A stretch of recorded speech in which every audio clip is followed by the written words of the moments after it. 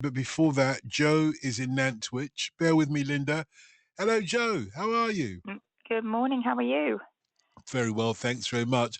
You're a massive dog person, it says here. That's a lovely description. Yeah, that'll do. Yeah, I am That'll a do. massive dog fan. Yeah. Good, good. How many do you have? I don't have any personally, but funnily Ah, enough, next week I'm going to be fur babysitting in Alderley Edge. what? And one of the things I called about my dad has got a dog, a cocker spaniel, Yeah. and I do again fur babysit that cocker spaniel as often as I can. But Why not? when they're at my house, sorry, he had a previous cocker spaniel as well that passed away. And when they're here, yeah, they do sleep in the same room as me because they won't be left alone. So they pine if I leave them in a different Ah, room. So oh, so they don't sleep in the same bed, but they do sleep sort of next to me because so you otherwise they just whine. you have to put up with them just so that you can get some decent kip. Oh, to be honest, it's any excuse, Dotton. That's why you love I'm going to them. be the same with these two in Alderley Edge, I'm sure, because I've got a room downstairs apparently because I'm What do you staying in the house for the week while the people are away. So what do you love about dogs so much, and why don't I you have don't any know. I yourself? don't know. I think I like them more than humans, to be honest with you, Dotton, if I Well, can say I that. can understand that in one or two circumstances. Trust me. Oh, I can, unconditional love, that's and it, by the isn't it? way, the humans that I'm referring to, they also feel the same way about me as well. Well, they prefer likewise, they likewise. prefer any pet, any animal to me, but even a rat. So a rat's better than you. Well, and it's bizarre. Everything you're saying, I am actually scribbling notes like Paula was saying, because everything you keep saying, I keep thinking, oh, I've got something I can say about that. I've Please. literally just woken up at about 10 to 3 and I went and put my outside light on and I've just seen a tiny harvest mouse That's all right. on my bird feeder. And I filmed it for Instagram because I thought, oh my goodness, you Oh. don't see that very often. I think that's all right, though. A dormouse, as it were. Yeah, dormouse, yeah. Yeah, now harvest mouse works as well, but we can live with them, can't we? We can live with it, not in the house, No. but out in the garden. Yeah, I But can I've live seen with that. rats recently. I've That's what I say. seen I that. brought my I've seen bird that. feeders in because the birds aren't Yeah, feeding because of the mild weather. yeah.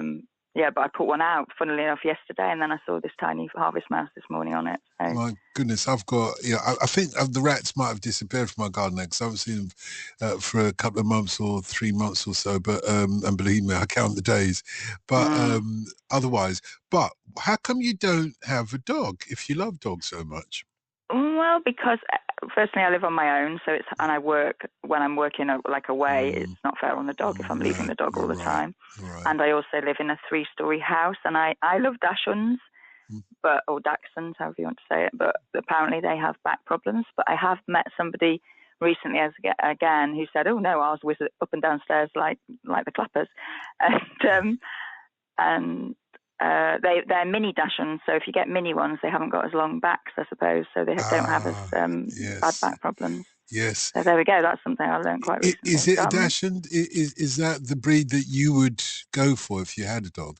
I've only got the garden I'm talking about is a tiny, tiny courtyard, so it's not fair again. I haven't got a big garden for, like yourself in your palace, wherever you are. Well, I'm not sure with your about that. acres of garden. Yeah, of course.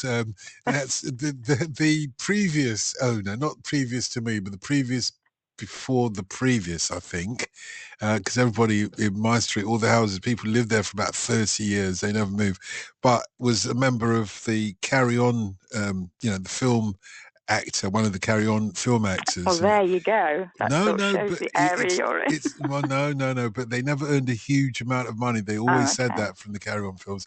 Oh, But that's true. it was. I keep forgetting his name each time. Kenneth Connor lived in my house. The little short guy, dark-haired guy. That's right, and he was the Undertaker in Allo Allo, if you might remember that.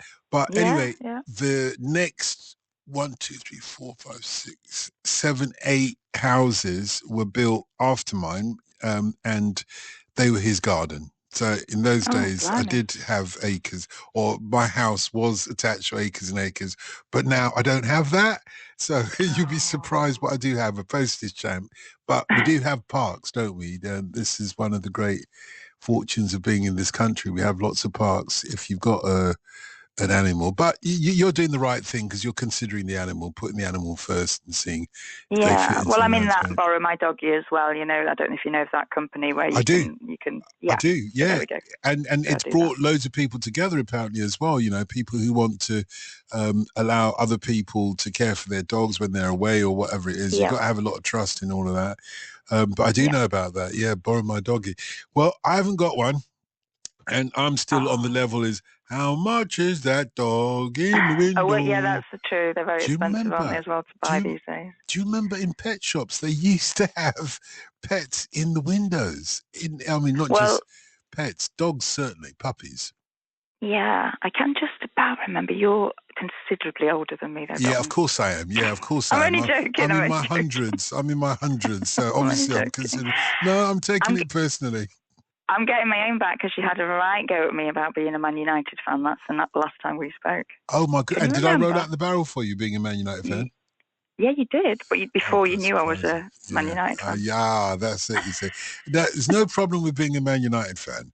All I said to my brother was, "How come he used to travel up every other weekend to Old Trafford to see him?" I said, "How come you travel all that way when we're from Tottenham?" And is this Ollie or one of your other brothers? Yeah, this is Ollie. Yeah, this is Ollie. That's the night that I phoned when you found out Ollie was phoning. That's me. Yeah. Ollie's gonna smack me. Ollie's gonna smack me. Yeah. I wanted Ollie. Oi, oi, oi. That's the one I put in. That wasn't a bad one. That wasn't a bad one. And Tim still says Ollie, Ollie, Ollie, oi, oi, oi. But all I said was, how comes how comes you support Man United? We're from Tottenham. And he didn't speak to me for years, That's true. It's true. They take football very seriously in my family. But there you go. It's so good to speak to you. Go on. I was going to say the thing I was bringing in, the good story I've got, all of those were rubbish stories. The good story is that I was Lionel Blair's wife on Crossroads.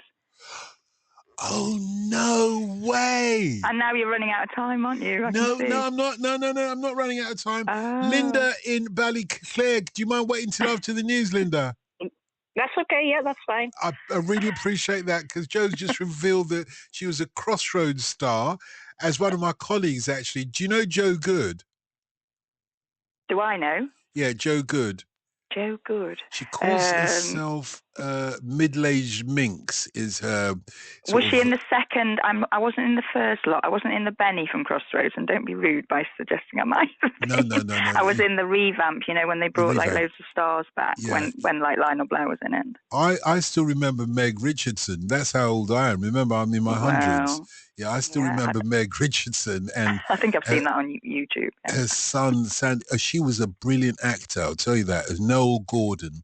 She died quite young or relatively young. She was only about 60-something when she died, maybe 70 at the most, of cancer. But she was very similar to Arthur Lowe as Captain Mannering. He was like a Shakespearean actor.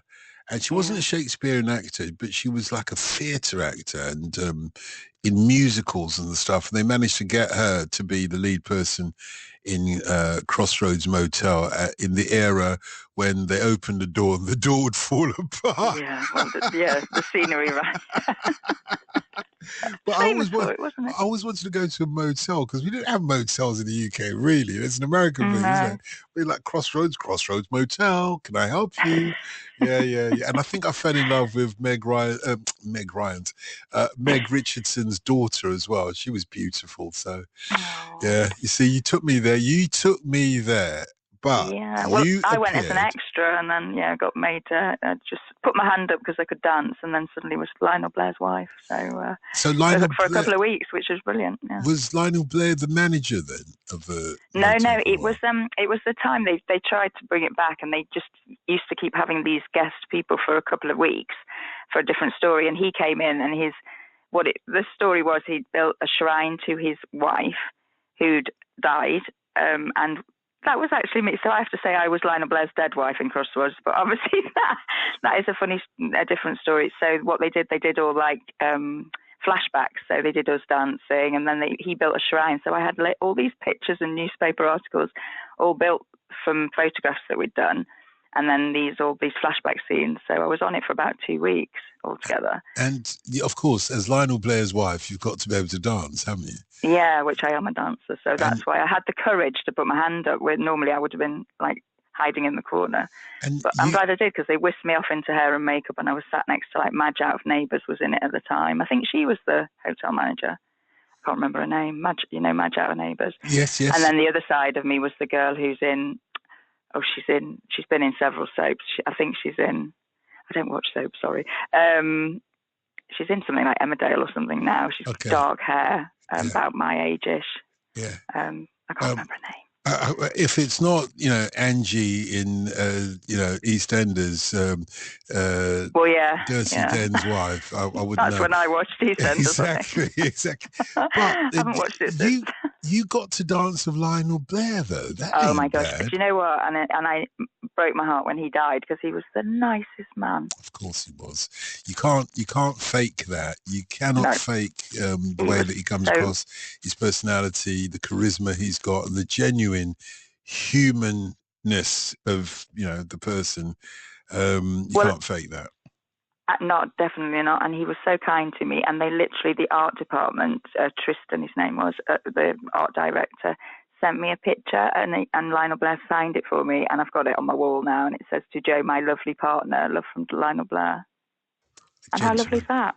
That's pretty lovely. He's a gent through and through and through. That is the best story we are going to get tonight.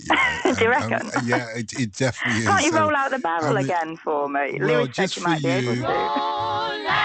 Just for you. So you can dance. Yeah, go on. I'm dancing. Are you asking? Sorry, say that again? I said, I'm dancing. Are you asking? Yeah, I'm definitely asking. I'm doing the twist. I don't know what you're doing, I'm just jiggling around. No, honestly, Joe, I'm saluting you. Well done, you. You see what happens when you put your hand up? You put your hand up above the parapet, next thing you know. And the reason why I asked about whether you dance with Lionel Blair, I'm sure you know the late American dancer and actor, Gregory Hines. Do you remember singer and actor? Well, he was in the Cotton Club, I think, amongst other things, but he was a dancer. Once I was in New York, and my friend Ron McBee, who's a musician, took me to Lincoln something or other. They have their, Lincoln Hall kind of thing. And they had an event there that he was performing at, but it was like a celebrity event. I didn't go inside. I didn't have a ticket to go inside, but I was in the actual building by the stairwell, wide stairwell like this. Guess who comes out?